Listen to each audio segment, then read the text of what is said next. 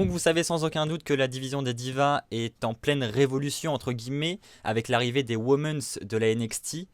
Est-ce que nous pouvons attendre un grand changement de la part de l'arrivée de ces divas? C'est la question que nous allons nous poser ce soir. L'arrivée des Women's de la NXT dans le roster principal annonce-t-elle une division des divas de qualité sur le long terme? Donnons la parole à Christophe. Qu'est-ce que tu en penses de cette arrivée des Women's?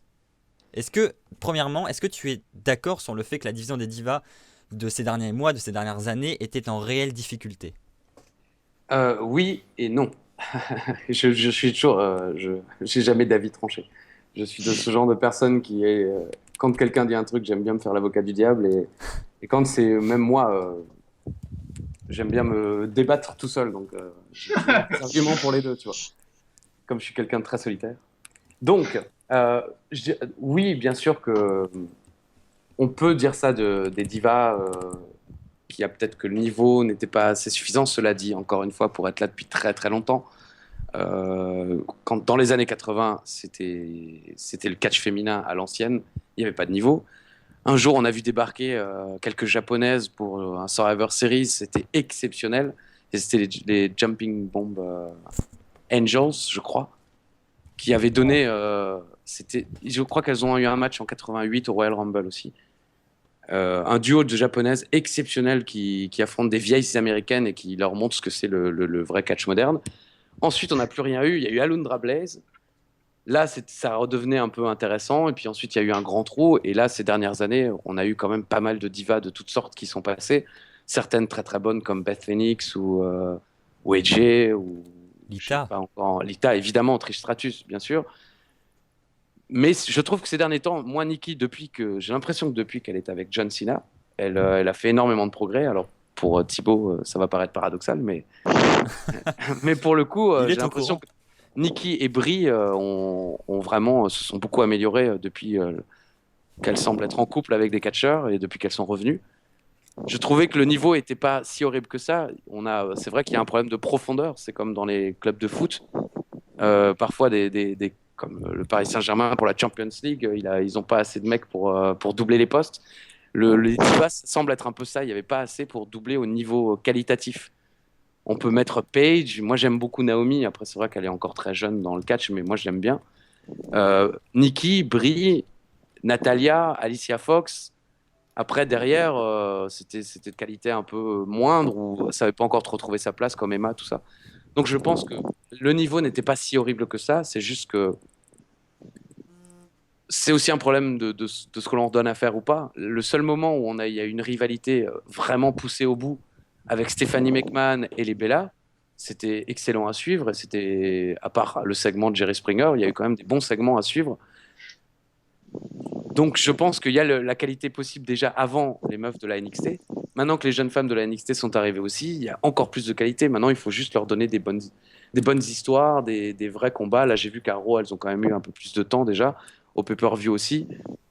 Donc si on leur donne des combats plus longs, si on leur permet de s'exprimer au micro, de montrer leur personnalité, de ne pas être que des bimbos, justement, comme Sans moquer et Jelly, c'est tout ça. C'est le public prendra aussi, quoi. C'est la preuve est une série comme Desperate Housewives qui était vraiment tournée autour des femmes a marché sur tous les publics. C'est parce que moi j'ai jamais regardé, mais je suppute que les histoires étaient bonnes que les garçons pouvaient aussi s'identifier dans ces histoires. Et je pense que c'est pareil aujourd'hui avec les divas de la WWE. L'arrivée des Women's de la NXT, qu'est-ce que tu en penses? Eh ben, je pense que c'est une bonne chose, forcément. On est toujours heureux quand il y a du sang frais qui arrive, et en plus des jeunes femmes qui savent combattre, des jeunes femmes qu'on a habituées à combattre dans des matchs un peu plus longs et qui ont déjà fait leur preuve à la NXT. Je pense que c'est une bonne chose. Après, elles débutent déjà mieux qu'Emma, par exemple, que je citais tout à l'heure, dont l'évolution n'a pas pris du tout sur le grand public. Il y a un vrai truc avec la NXT, c'est que c'est très dangereux. Le petit public, toujours le même, les gens vont forcément, entre guillemets, tomber amoureux, façon de parler, d'une gimmick ou d'une autre, et ça va être beaucoup plus difficile après sur le grand public de l'intégrer de la même manière. Le public de la NXT, c'est vraiment un public d'indépendants, comme ça peut être le cas avec la ECW, et justement, avec la ECW, il n'y a pas tant de catcheurs qui ont pu faire la passerelle sans trop changer. Il a fallu quand même Je pense par exemple au Dudley, il a fallu un temps d'adaptation quand même assez important, où ils ont refait exactement ce qu'ils faisaient à la ECW pour de nouveau se reconstruire à la WWE. Tous ceux qui les avaient déjà vus, ils se disaient, mais merde, ils refont la même chose, mais c'était obligatoire parce que le grand public n'était pas encore prêt à les prendre tels quels. J'ai vraiment digressé encore. Je pense que c'est une bonne chose, pour résumer. D'accord. Et, et, euh, et je pense que ça ne peut apporter que du bon. Et j'ai hâte, effectivement, des matchs qui arrivent, quoi, et des rivalités qui vont arriver. C'est vrai que c'est rare pour les divas, mais là, on se dit, moi, j'ai envie de voir un peu ce que ça peut donner, des Naomi, Sasha Banks ou des Tamina contre Charlotte, ou même faire la rivalité à la WWE entre Natalia et Charlotte. Et d'ailleurs, Mathieu, toi qui lis les news, pourquoi Natalia n'est pas intégrée dans toute cette histoire? Bah, c'est une très bonne question, je ne sais pas. Oh! Oh, la déception. Désolé. J'aurais bien voulu le savoir. Que bon, je pense que c'est le seul peut-être bémol qu'on peut mettre dans toute cette histoire, c'est que Natalia avait sans doute aussi sa place Oui, c'est vrai. là-dedans.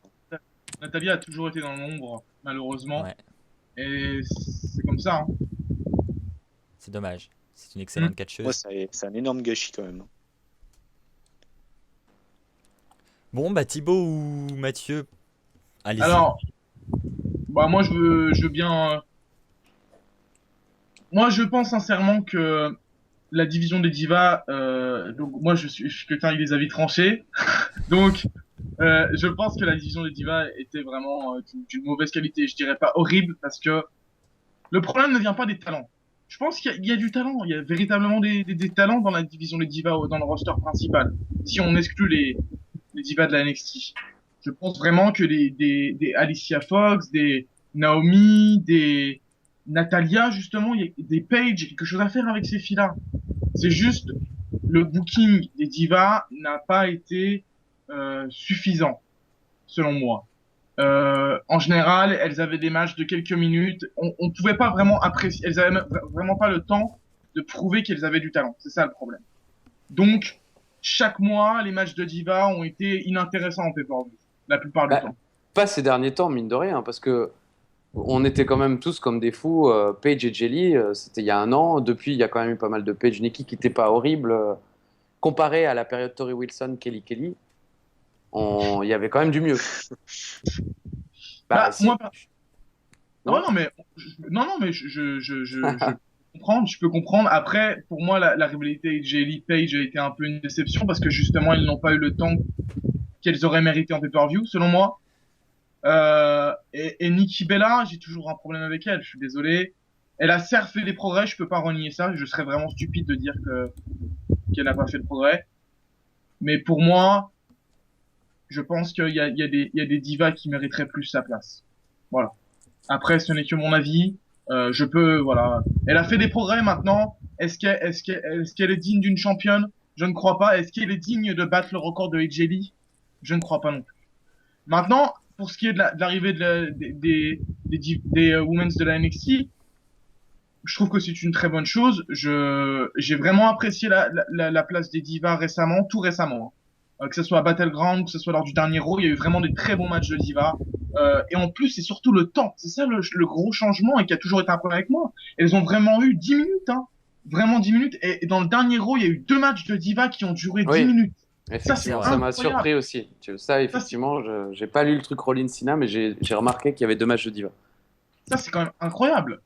Donc, moi, j'ai vraiment apprécié ça. Et en plus, les 4 fantastiques, c'est comme ça que je les appelle, hein. Les 4 fantastiques qui viennent de la NXT, elles ont tous des styles différents, elles ont tous des capacités différentes, mais elles sont toutes incroyables à voir.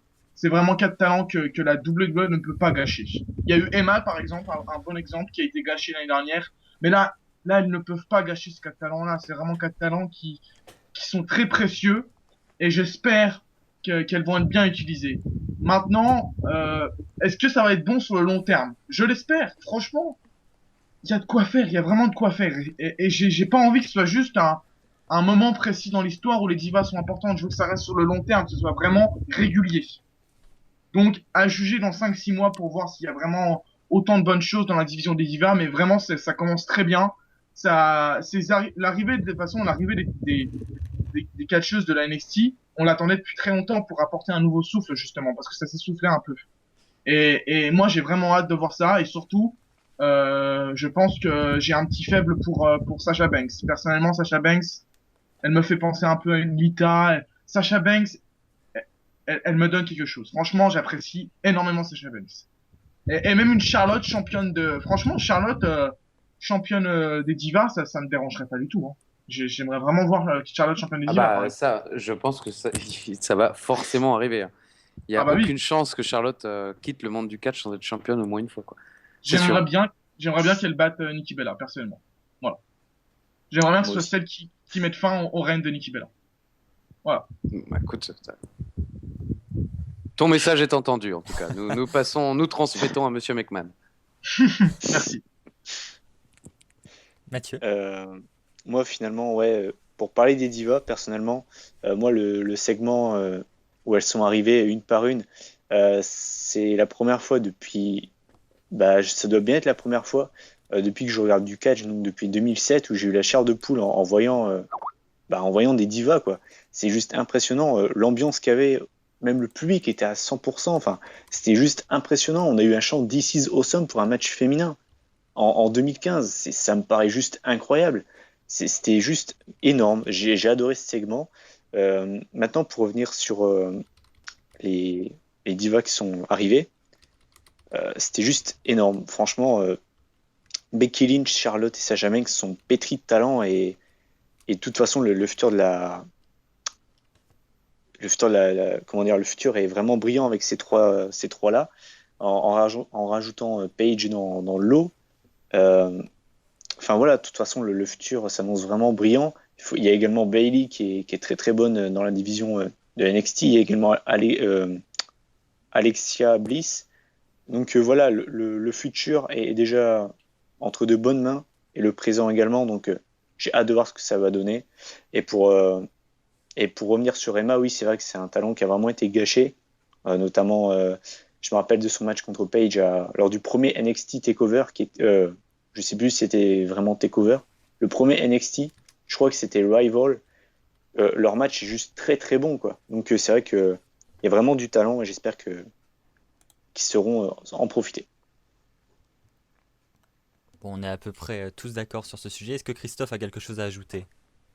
Non, juste que, bah, comme je l'ai dit dans Planète Catch, troisième publicité gratuite, moi j'aimerais bien qu'on arrive tout doucement à des matchs à stipulation pour les divas. Mais pas évidemment Brian Penties ou Pillow Fight, hein, mais pourquoi pas dans un futur proche un match de l'échelle C'est vrai. pour le titre des divas ou pourquoi pas un Falls Count Anywhere pour le titre des divas, ce genre de choses qui Qui donne de la rendraient valeur. aussi, ouais, qui rendraient les choses un peu plus sérieuses. Même si on voit bien que là, elles donnent un côté un peu plus oui, sérieux à tout ce qu'elles font, les jeunes filles qui viennent de la NXT. Mais ça serait bien que les rivalités aussi ne se contentent pas juste de matchs en une contre une ou en triple menace, mais qu'on aille un peu plus loin. Ça crédibiliserait aussi la ceinture, je pense. C'est vrai qu'un ladder match serait énorme. Je crois qu'il n'y en a eu qu'un seul, et c'était à la Ohio Valley Wrestling. Elle est dans le DVD des Best of Ladder Match. C'est Katy Lee Burchill contre Beth Phoenix. Il me semble que c'est le Ah seul oui. ladder match féminin de l'histoire de la WWE. Ah, encore, c'est même pas C'est pas, officiellement la oui, c'est pas la WWE. WWE, oui, bien sûr, ouais, en Ouais. plus. Donc ça serait le premier de l'histoire. Il pourrait en faire Mais des sinon, tonnes en il y a plus. déjà eu des matchs à stipulation chez les divas. Ah oui, oui. Oui, Je me souviens d'un False Count Anywhere en 2010, si je me souviens bien. Moi, je alors crois là, qu'il y moi, a eu un match. Je me rappelle qu'il y a eu un match avec Beth Phoenix, je crois, et les. Je sais plus vraiment si c'était seulement Beth Phoenix ou elle était en équipe avec Natalia. Je me rappelle qu'il y a eu des fers à repasser, tout Oui, ça qui a c'était à été sorti des TLC, ça, palais. oui. Ouais, TLC ouais. 2009, 2010, je crois, je sais plus. on s'en souvient. Mais ça tournait encore pas moi. autour de, comment dire, du domaine de la beauté, quoi. C'était pas vraiment de Oui, oui, oui, l'extrême. ménager, du domaine Ouais, Ouais, ménager. c'est ça. ouais, voilà. Bon, bah, je pense qu'on en a terminé avec ce débat. Everything changes.